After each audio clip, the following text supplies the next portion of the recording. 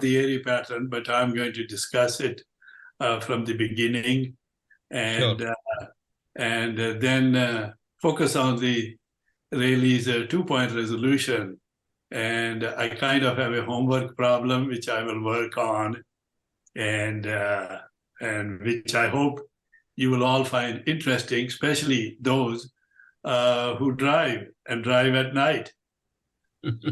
Yeah. Okay.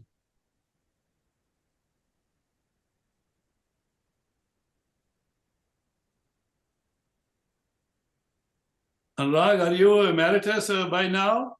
Yeah, I'm emeritus. Oh, Yes. Congratulations. Congratulations.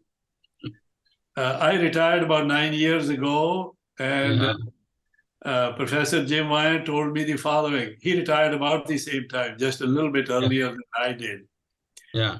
And he said, don't think you will have a lot of free time now that you're retired. You will find that you are busier than before. Sure, that's particularly true. Although at the end of the day, you will wonder, what did I do today? Which is also true. This is very true. Very, very true. Yeah, people think, especially your children think, well, we are now free, so they can tell us what to do, what not to do, and so on. Control our lives, They think they can control our lives. Right. And as you can see, 9 years later, I'm still involved, sharing my knowledge that I little bit have. Yeah. Great to have a piece of that with us. Thank you. Thank you.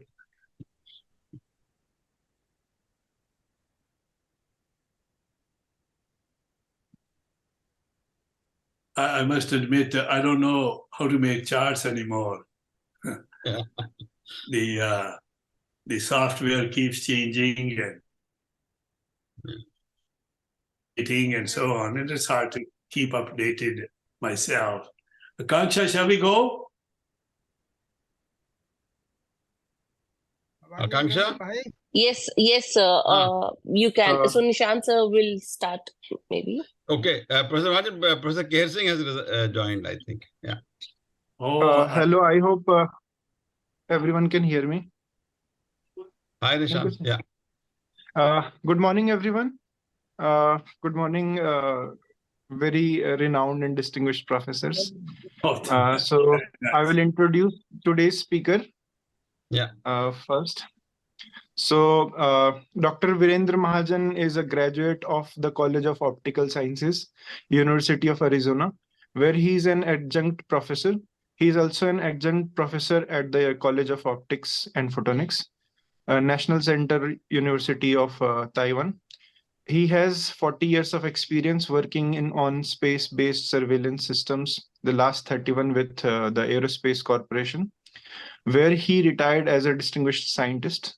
Dr. Mahajan is a Fellow of SPIE OSA and a Distinguished Fellow of the Optical Society of India. He is a recipient of SPIE 2006 Conrad Award and 2015 Educator Award. He is the author of Aberration Theory Made Simple, second edition, editor of selected papers on effects of aberration in optical imaging, and author of Optical Imaging and Aberrations, Part 1, Ray Geometrical Optics, Part 2, Wave Diffraction Optics, second edition, and Part 3, Wavefront Analysis, Fundamentals of Geometrical Optics 2014, all published by the SPIE Press. And so with that, I will announce that we have another lecture tomorrow at the same time. And the audience is free to ask questions by interrupting the speaker anytime. So over to you, sir. You can start. Thank you very much. I'm going to talk about the Airy pattern, which I assume most of the students may have had exposure to, and then discuss briefly Rayleigh's two-point resolution. And I'm going to, in fact, use that two-point resolution to distinguish between a motorcycle and an automobile. And you can think about what's the difference between the two as we move on. This is a schematic of an imaging system. Imaging system consists of an optical system, OA, and OA refers here to the optical axis, and it's made up of whatever number of optical elements, lenses, mirrors, and the like. And every optical system has an entrance pupil and an exit pupil. Entrance pupil determines how much light comes from the object and enters into the system. Similarly, the corresponding exit pupil determines what amount of light comes out, and in particular, the quality of that light forming the image.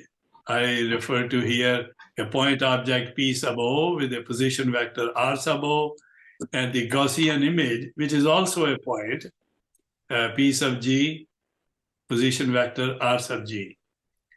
And rays from a point object P sub O passing through the entrance pupil determine the flux at the Gaussian image point P sub G. And the wave at the exit pupil, which is determined by tracing the exact rays. And when I say exact rays, within a small fraction of a wavelength, is diffracted and yields the diffraction image. And on the next page, I show an aberration-free image. I have a point object here. Here is the optical system. A point source generates a spherical wave that is being incident on the optical system. What comes out of the optical system, if in fact is going to form a perfect image, aberration-free image, is a converging wave, which is also spherical, and the image is formed at P prime. I have changed already the notation because these charts are from the briefings, seminars that I have given in the past.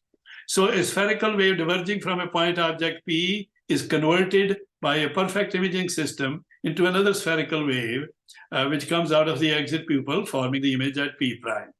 And if in fact the wave coming out of the optical system is indeed spherical, that means the optical path length of the rays in traveling from the point object to the point image P prime, they are exactly equal to each other. That is a correspondence between spherical in, spherical out, and exactly the same optical path lengths. And this is not often the case, but we will assume that for now. And location of the image P prime is determined by using Gaussian optics. And if, in fact, the emerging wave from the exit pupil is not spherical, then we will obtain an aberrated image. And here again, showing schematically is the exit pupil, position vector R sub P of a point on the exit pupil. This is the Gaussian image plane. The observation may be made by design or otherwise in an image plane that is slightly defocused from the Gaussian image plane. And the point spread function, which is the image, diffraction image of a point object formed by the optical system, is the modulus square of the inverse Fourier transform of the pupil function. P of R sub P is the pupil function, which is indicated here, amplitude function, and in the exponent is the aberration function. And I have used the notation phi. Phi is the phase aberration, and it is equal to 2 pi over lambda times the W, which is the wave aberration. And 1 over lambda square comes out of the wave equation. 1 over R square is the inverse square law, which is the distance from the center of the pupil to a point in the image plane where the spherical wave has its center of curvature.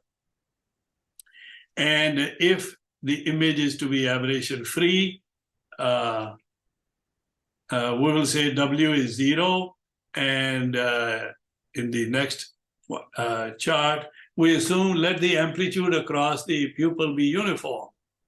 So we have reduced the situation coming out of the exit pupil. The amplitude across it is uniform, and the wave aberration is 0. It's perfect imaging. So pupil radiance would be square of the amplitude. Pupil function is simply the amplitude itself. And R sub P is the position vector. Its value is less than or equal to A. A is the radius of the exit pupil. If I0 is the radius at the pupil multiplied by the area, that gives the total power, and corresponding the area of the pupil is simply pi a square. So very simple. Now, we in the exponent had R sub P dot R sub I. We write it in polar coordinates. Their product is simply the magnitudes times the cosine. And this is the equation we simply end up with. And here, A0 we can take outside the integration. So the integration is simply this exponential. And we use normalized coordinates. In particular, F is the focal ratio. That is R over D. And this is something to remember. R is the radius of curvature of the reference sphere, that spherical wave that comes out of the system. And if it is not spherical, we'll have to determine its differences from being spherical. D is the diameter of the pupil. And keeps moving and so on. So we determine the central value of the radius in the image plane, and that's simply the area from this integral, etc. And it comes out to be pi times P exit pupil, the power 4 lambda square F square in the denominator. And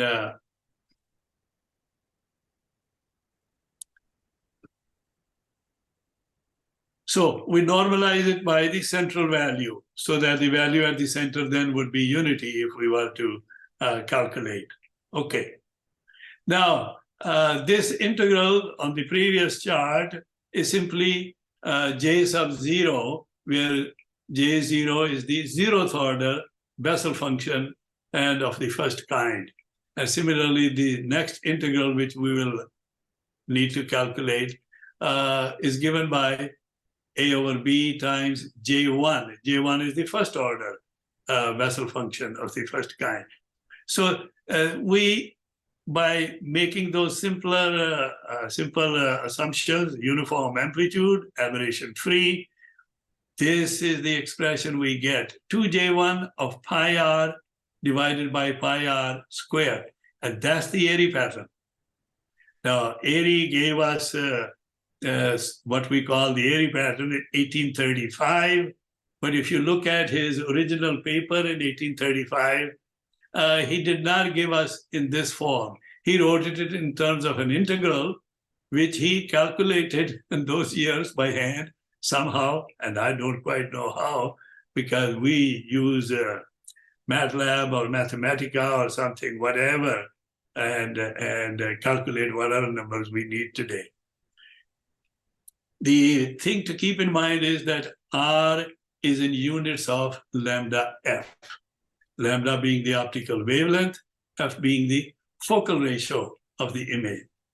And you may recall, if you have gone through where the first 0, the second 0, etc. of J1 is, you'll recall the first 0 of J1 occurs at 3.832.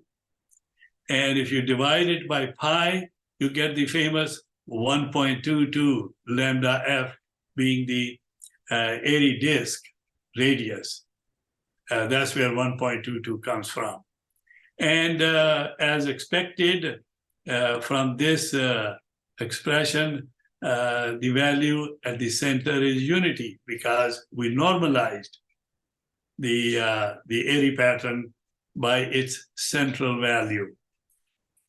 And you can find the minima of which will be 0 irradiance, meaning dark rings, wherever this is 0, except R not equal to 0. Because at R equal to 0, of course, the value is unity. Then a secondary maxima can be obtained by taking the derivative of that expression. And now we get the second order Bessel function.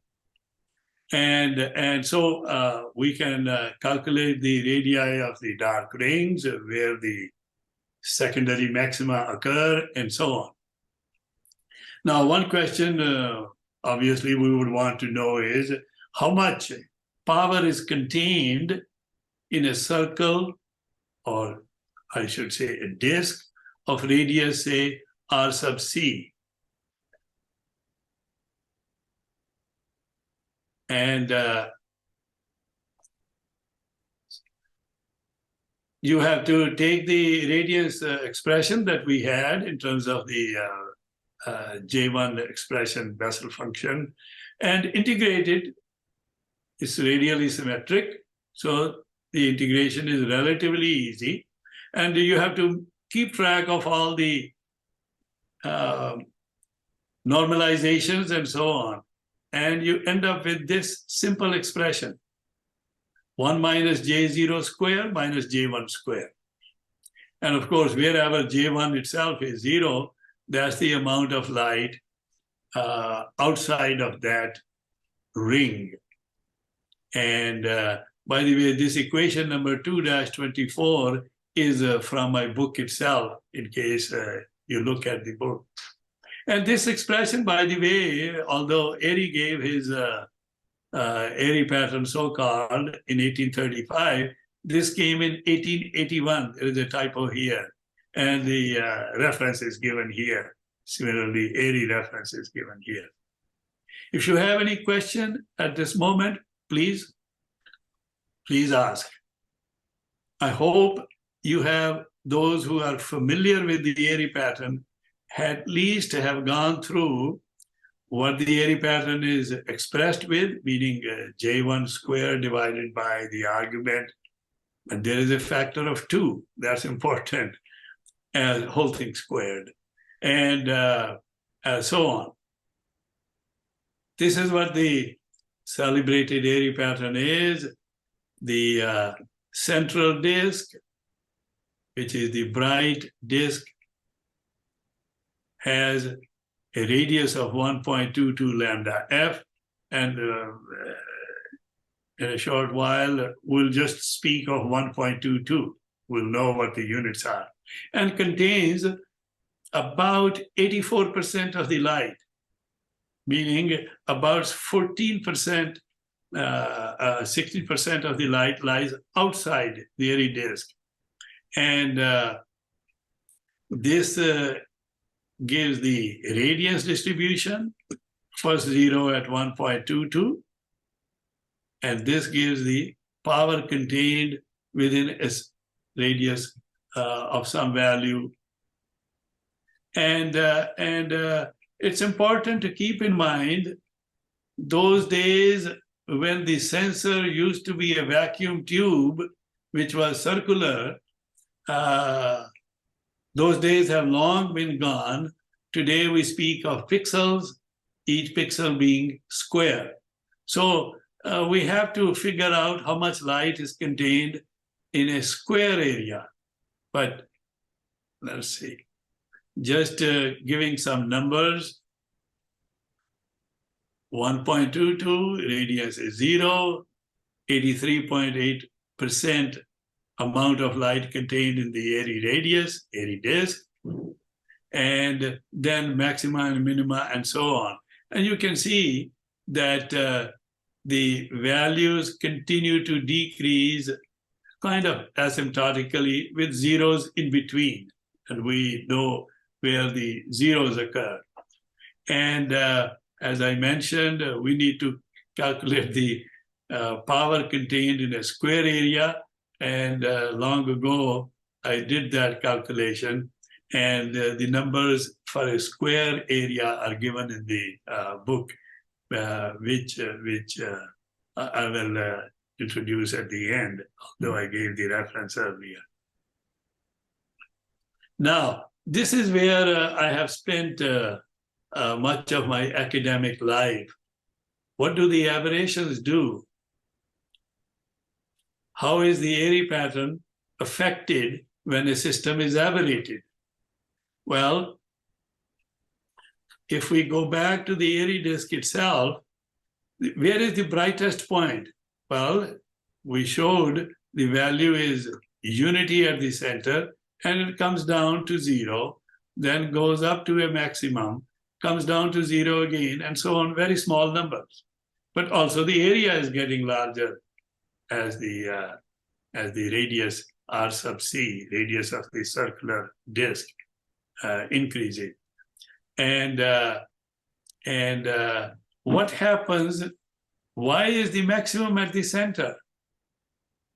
I say maybe obvious that it would be maximum, but it's a good question to ask yourself.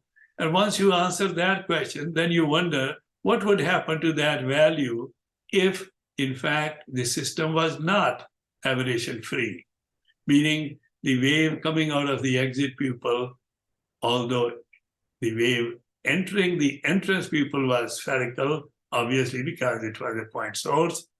What if the wave coming out of the exit pupil was not spherical? And you can anticipate that this value can only go down because of the aberrations. First of all, why the value is maximum at the center? If you have heard of so-called Huygens secondary wavelets, at each point on that spherical wave that comes out of the exit pupil of the system, secondary sources start on that spherical surface. Those are the Huygens secondary wavelets. Since the surface is spherical, with its center of curvature at the Gaussian image point, that is how the spherical wave converges to that Gaussian image point.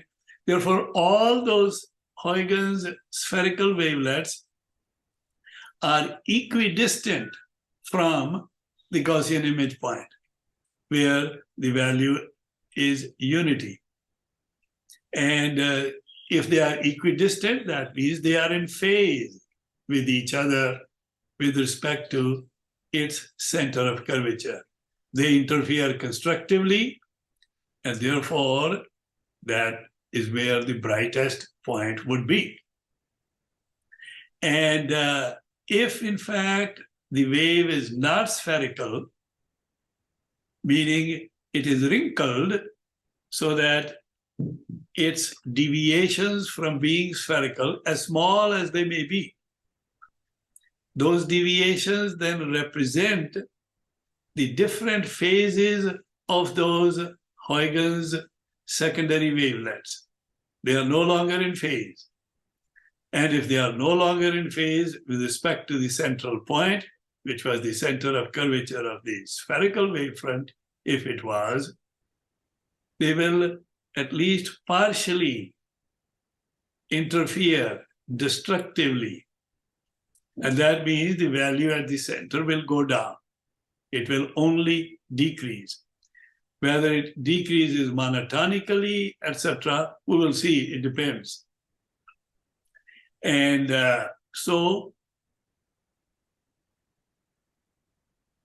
this was the central value, total power times the total area divided by lambda square r square, meaning it's a number you can calculate based on the size of the pupil, the total power entering the system, and of course the parameters, both of the system as well as the optical wavelength of the source from which light was coming.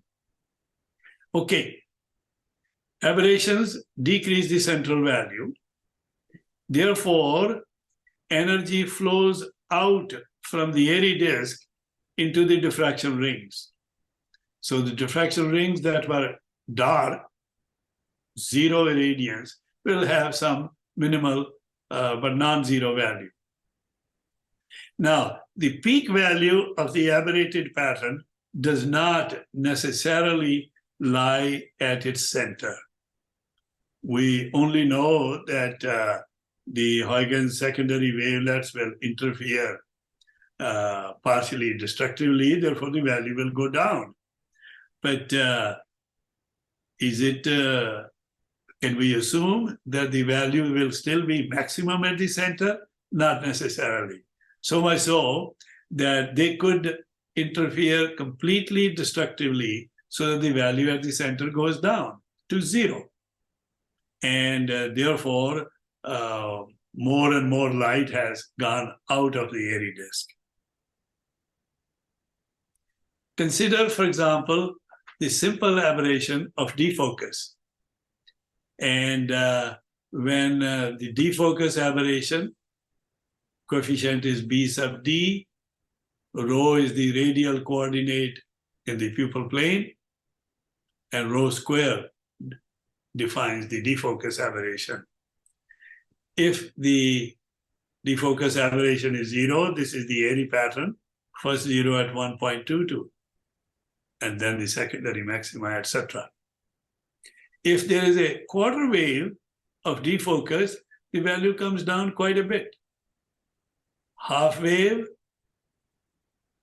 down even more so. And if there is one wave of defocus, the value goes down to zero. And based on the parameters of the system, you will have to determine how far away from the Gaussian image plane must you make the observation so that the center is totally dark. And that is something you have to know the details of, how this coefficient B sub D is obtained. We'll discuss it more tomorrow, but Akanksha will remember I had suggested 3 talks. One of that was, in fact, on the aberrations themselves. But since it was reduced to 2 talks, not much opportunity for me to go into details of the aberrations themselves. In fact, it can be shown, and very easily so, which is what we'll discuss tomorrow when we talk about the axial irradiance of an otherwise perfect beam, aberrated beam, etc. But whenever it's an integral number of waves of defocus, 1 wave, 2 waves, 3 waves, the value at the center is 0. Complete destruction of the Huygens secondary wavelets. Now, Huygens secondary wavelets is a qualitative picture. It gives us a good rationale as to why the value goes down. By how much it goes down, that's a separate matter. And there are ways to calculate it exactly, and there are approximate expressions you can use to estimate the central value, and so on. So, central value of the PSF decreases as the aberration increases. And here I show the defocused PSFs. This is the Airy pattern on the left. 0 defocus, half wave, 1 wave of defocus. And you can see the center is dark. 1.5 wave, 2 waves, 3 waves. For integral number of waves of defocus, a dark spot is obtained at the center. Now, there are all kinds of aberrations, spherical aberration, coma, astigmatism, and so on. And each of them, depending on which one, you obtain a different pattern. The symmetry of the pattern is different, etc. Now, I may ask many of you, I'm sure, wear glasses like I do, and you may have looked at your prescription. I hope you have. It will show you what is inflicting your vision for which you are having to wear glasses. They don't use the terms as we do in optics. The astigmatism is used for astigmatism, but also cylinder is used. And defocus, what we are calling it here, is simply the image that you see without glasses is blurred. It's out of focus. That's what we are calling defocus. And we will show tomorrow, or at least indicate, that the central value can be estimated by using an approximate expression, which is e to the minus sigma square of the wave aberration. Sigma is the standard deviation of the aberration, and you have to keep track of that 2 pi over lambda, e to the minus sigma square if it is the phase aberration. And that is a handy-dandy formula for estimating tolerances of optical system. When you build a telescope or even your camera and your iPhone, etc., you have to keep track of the aberrations because they degrade the image. But as long as the image quality is decent, it doesn't matter what the aberration was or is, and so on. And certainly lens designs are done. Lens designers make their living by using the software these days and for many years now to make sure there is enough light entering the system. The aberrations are within tolerance, and thereby the image quality is whatever was expected. For telescopes, obviously looking at the stars and planets and so on, you want very high quality. The field of view is very small, but the image quality is very high. I still remember having seen the Hubble mirror. It took 5 years to fabricate, and it takes 5 years because the mirror shape as designed has to be close to being perfect. The sigma value of the aberration may have to be lambda over 30, lambda over 50, or even smaller, and so on. So let me go back to this chart. Spherical aberration. Since it's a radially symmetric aberration, the pattern is still radially symmetric. I speak of here balanced spherical aberration. Since I said the central value, and we call it relative to the aberration-free value, the Stirl ratio. The Stirl ratio depends on the sigma value, e to the minus sigma square. So if the system does have spherical aberration, and you go slightly out of focus, how slightly? The defocus wave aberration is -1 if the spherical aberration is 1, equal and opposite. Now, I say -1. Now, as you go out of focus, on one side of the focus or the other side, the amount of defocus aberration is the same, but the sign is different. And you have to make sure, depending on the sign of the spherical aberration, which side to produce the defocus on. And you can reduce the sigma value by such balancing by a factor of 4. And you can see, although not indicated here, the Stirl ratio goes up significantly. For quarter wave, for example, quarter wave of spherical aberration, the Stall ratio goes down to 0.8 compared to a value of unity in perfect imaging case. But if you introduce minus quarter wave of defocus, the central value goes up to 0.98.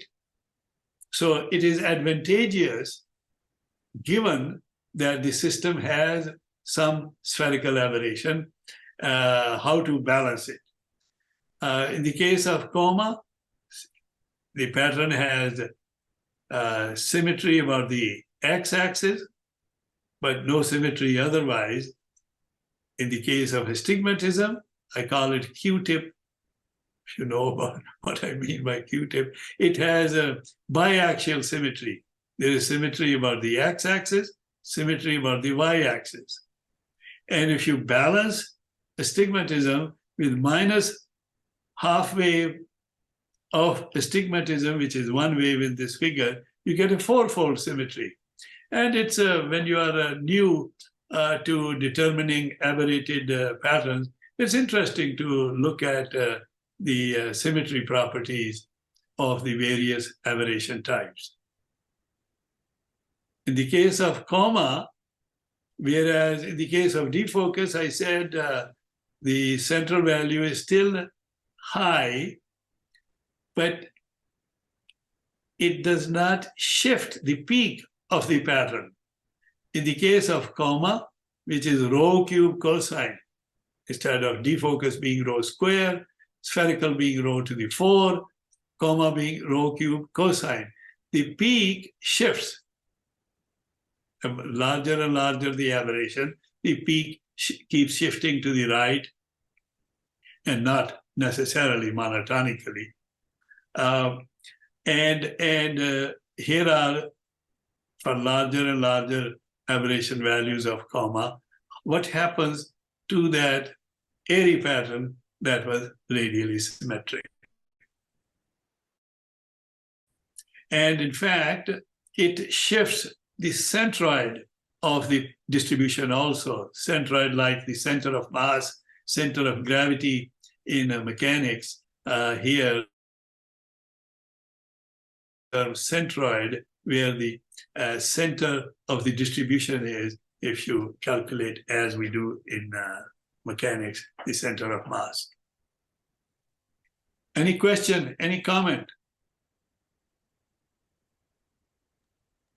Sir, Anybody? there is a question. There is a question from someone in the chat. Ritika Malik asks, does power in Airy disk affect 2-point resolution? We haven't discussed 2-point resolution yet, but of course it does. We are going to, when we talk about, which is next, 2-point resolution, we will assume there are 2-point sources and they are incoherent, they are of equal intensity, and we'll determine at what distance can we tell that it's an automobile or a motorcycle. We'll come to that in a moment. Okay. Did I answer your question?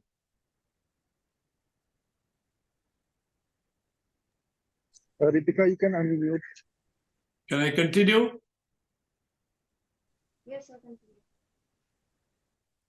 Okay, 2-point resolution. A measure of the image quality of a system is its ability to resolve closely spaced objects. What does that mean? When I'm looking at a document, reading it, well, if it's too much of a fine print, I may not be able to read it well. That's where resolution comes in. Am I able to resolve 2 letters next to each other, A and B, let's say? Can I distinctly tell it's A and it's B, and so on? So one way of defining the quality of a system is its ability to resolve closely spaced objects. If there are two missiles in space, can I tell there are two, or is there one?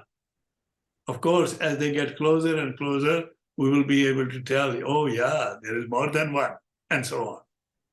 So there is a term invented, closely spaced objects. Rayleigh resolution. Rayleigh gave us the criterion that if you have 2-point objects, meaning 2-point sources, such as we will have on our automobile, there are 2 lights, 2 headlights, and far away, they are like point sources. 2-point objects of equal intensity are just resolved if the principal maximum of the Airy pattern of one of them falls on the first zero of the other. Now, we may or may not have quite an aberration-free image of a point formed by the imaging system. For example, our eye does not form a perfect image. And in fact, it does have aberrations. That's why we wear glasses when the time comes as we age. Of course, more and more people are becoming nearsighted because we are watching too much TV, watching too much our iPhones and iPads and the like, meaning always working at a short distance. And at any rate, to determine the problem we are going to work on in a moment about discriminating between a motorcycle and an automobile, we will make simple assumptions to get a handle on the problem. We want to know if I'm driving on a highway, I sure want to know if I'm on a narrow road, especially, is there an automobile coming from the other side or a motorcycle? And I should have enough time to decide. So we'll get to that point in a moment. Now, when we say really giving us defining the resolution, if the image of one of them falls on the minimum of the other, that means the separation between the two of them is 1.22 units of lambda f. And so we write the equation for the image distribution, radius distribution, say along the x-axis. These 2 points are on some line. We draw that line as x-axis. Since the separation between them, physical separation, is 1.22 lambda f on our imaging system. And we could think in terms of angle as 1.22 lambda over d, d being the diameter of the pupil. This would be the equation. X minus 0.61, x plus 0.61. The separation is 1.22. And of course, whatever is in the numerator, same thing in the denominator. So this is the Airy pattern of one, Airy pattern of the other. The spacing, of course, being 1.22 in units of lambda. And if we plot that, this is the curve we get. You see there is a dip between the two, given this value of unity, normalized to unity at the peaks. The value at the center is 0.73, 73% of the peak value. And that dip helps tell us, oh, there are 2 sources here, not one. If I had chosen a smaller distance, of course, it may look more like this. So we won't be able to tell if it is one source or 2. And this is the image in 2 dimensions. And the important point is you can resolve probably even at shorter distances. But this shows clearly that looking at this picture, you can say, there must be two lights there, 2-point sources, and so on. So, any questions so far? Okay. Yes. Are these computer-generated diagrams or actual photographs? They are, of course, computer-generated because I'm assuming, just a moment. I'm assuming, first of all, the system is aberration-free. It's an Airy pattern of one, Airy pattern of the other. So there's no point in doing it in the lab. But of course, doing in the lab would be very practical and so on. But these are, to answer your question, yes, they are computer generated. And in fact, you could say easily, this is the best it can be, assuming aberration-free, as well as the separation of 1.22. Okay. Now let's consider the practical situation while driving on a highway. Suppose you're driving at night on a highway, and there is a vehicle coming from the other side. Well, you know somebody is coming, except you don't know if it's a bus or a motorcycle. Because it's far away. The eye is not able to resolve while it is, in fact, far away. So how do we tell whether the vehicle is a car or a motorcycle? And certainly I want to know, because motorcycle is kind of one-dimensional, whereas the automobile is wide. And certainly, especially if I'm on a narrow road, I don't want to hit the other vehicle. So what do we see when the vehicle is far away? We see only one light. And we can't tell if it's a car or a motorcycle. So the obvious question is, at what distance can we tell what vehicle it is? Well, it has to be the distance at which we, meaning a person, human eye, can resolve the two car headlights. That distance. It seems like an obvious question to ask in a class when you are teaching this material. So, angular resolution of the eye, 1.22 lambda over d, diameter of the pupil of the eye. And let's assume it is 4 millimeters. Now, pupil of the eye is as big as 8 millimeters. When it's relatively low light, but as the amount of light goes up, you start squinting the eye, meaning reducing the diameter of the eye pupil. So let's assume about 4 millimeters. Let's say green light. Now, obviously, it's white light that you are working at, but using green light will give you an idea of the distance at which you are able to tell. And that is 0.15 milliradians.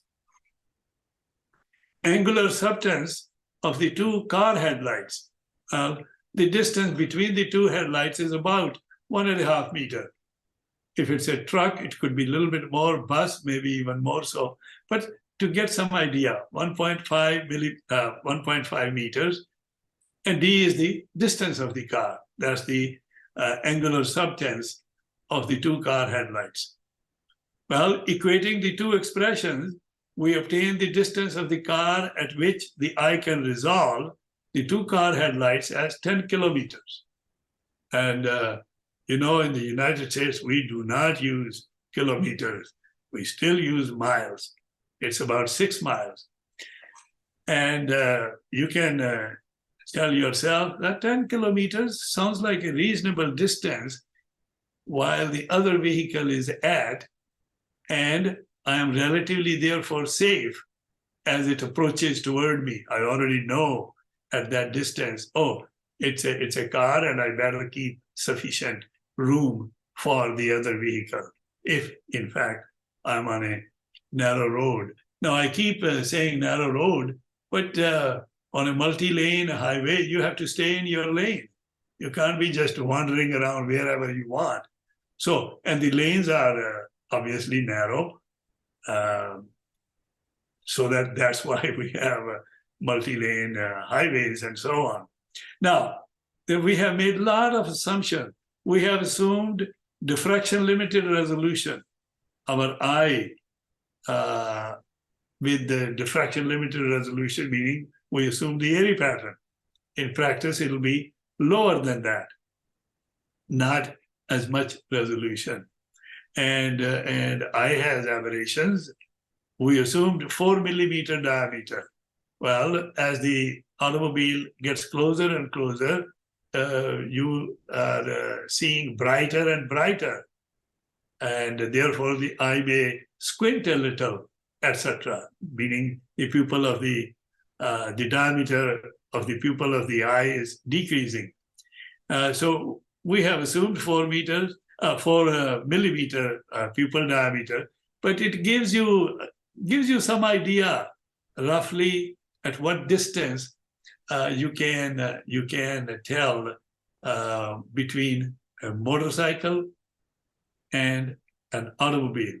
Of course, if you are driving fast or slow, you have to keep that in mind.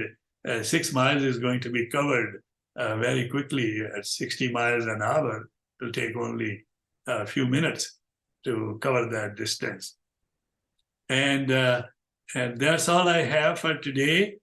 And I go back to my first page.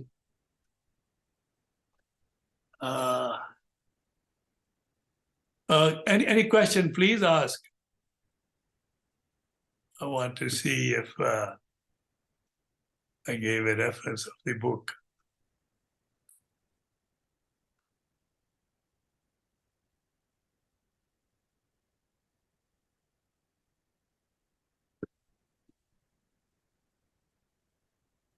Any question?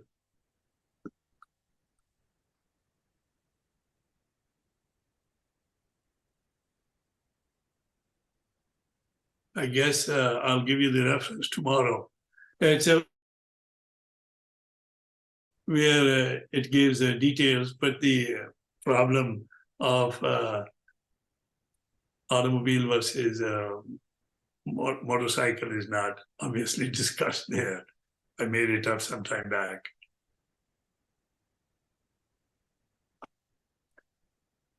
Any question?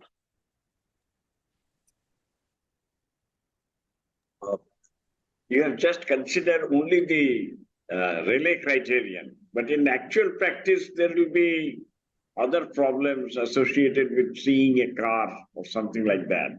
Am I right? Oh, no doubt. No doubt. I indicated some of them myself, that aberrations of the eye, squinting of the eye. When I say squinting, I don't mean closing the eye 90%, but as the object becomes brighter and brighter by getting closer and closer, the diameter of the pupil will change.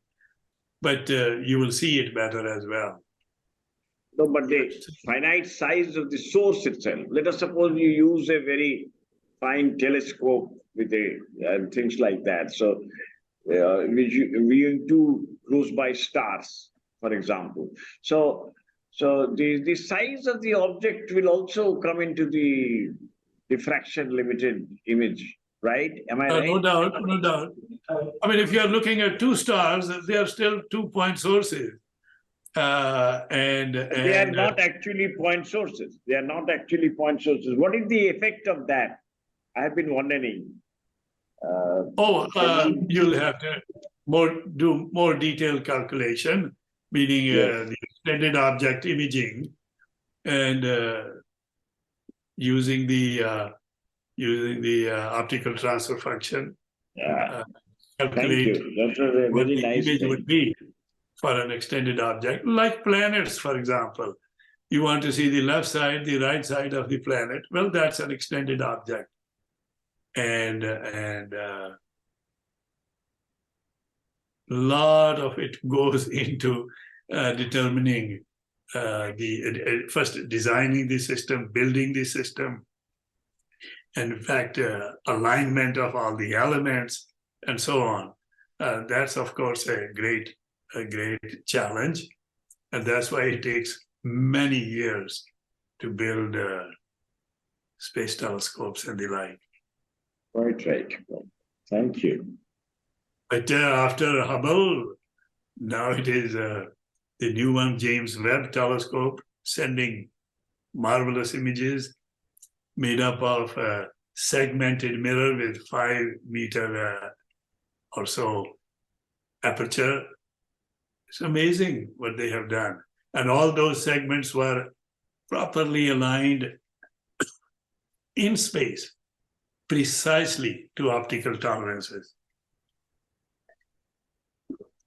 People like Jim Wyan contributed to not the physical testing, but the testing devices so that you could align them properly in space. And each hexagonal segment, as perfect as it was not theoretically perfect, and so on. So all those calculations go into tolerancing the system and so on, yes.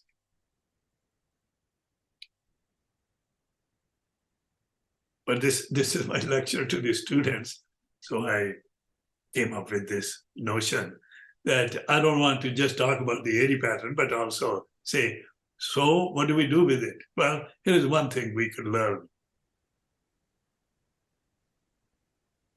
Well, if there are no questions, may I be permitted to make a remark? This K. Harsing here. K. Bhais, namaste. Namaste, Virendra Bhai, namaste. Sure, sir.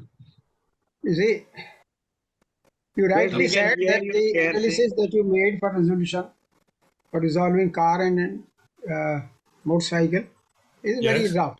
It's just a handle to,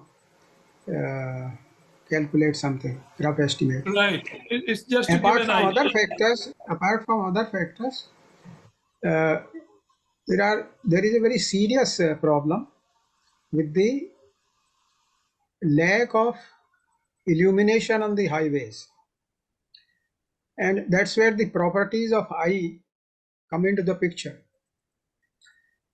What you I said is correct. understand.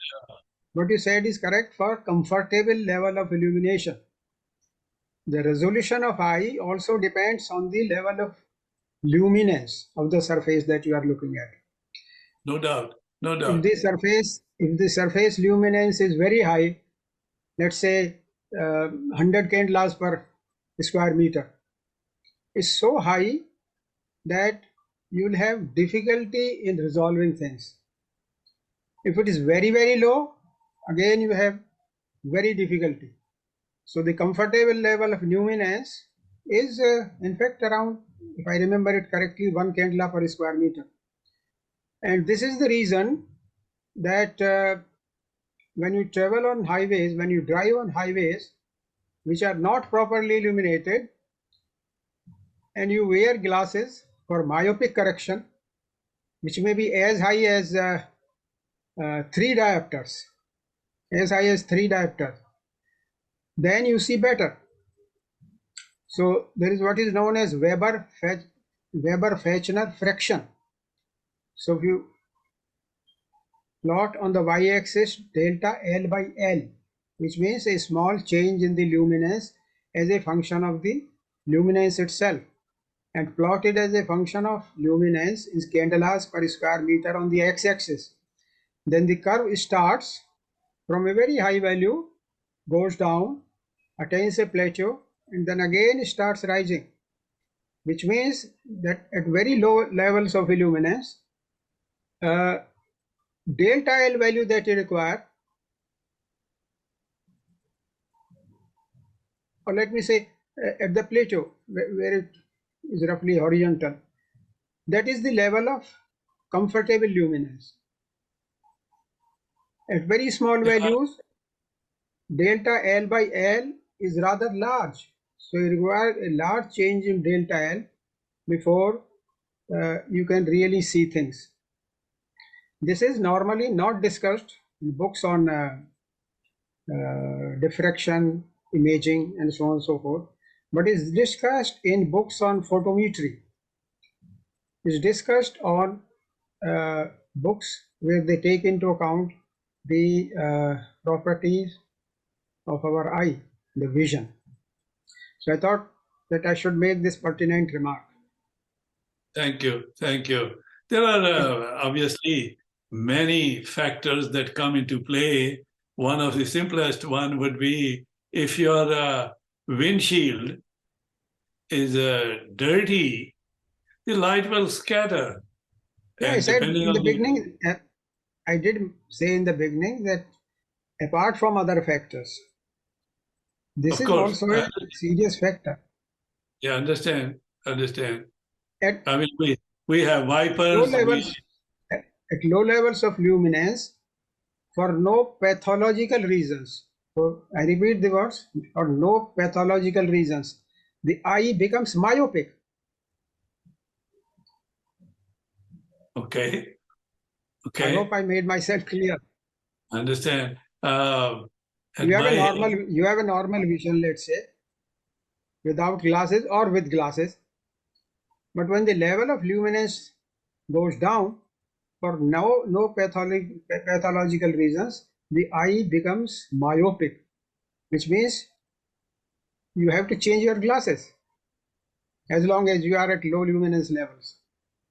Well, obviously you have one set of glasses that you are wearing with which you are driving, and you're not switching between glasses while you're driving, and life goes on. Accidents don't occur. Accidents don't occur because of small details. They occur for bigger reasons. Mm-hmm. One of them is, well, you fall asleep if you're tired. Those are other factors. I'm talking of the resolution as affected by eye, which means understand. You are not sleeping. I mean, there are all kinds of things that come to play, and certainly the roads have markers on each side, so you know where the edge of the road is, and so on. But my point here was to make use of the Airy pattern, simplest case, perfect image, and so on. I said that in the very beginning. Yeah, but I hope the students understand my remarks. Well, if they want to discuss something, I'm willing to get engaged with them. They'll be fine. Talk to the student chapter and give them a talk. That's how you learn. But in my case, because of my age, I don't even drive at night, except in very familiar nearby areas. There are all kinds of practical considerations.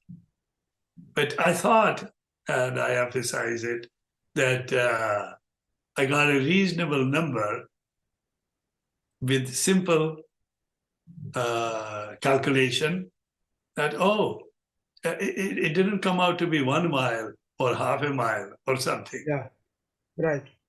And so on. In USA, there is a very old report, in fact, by what is known as Road Safety Research Council or something like that.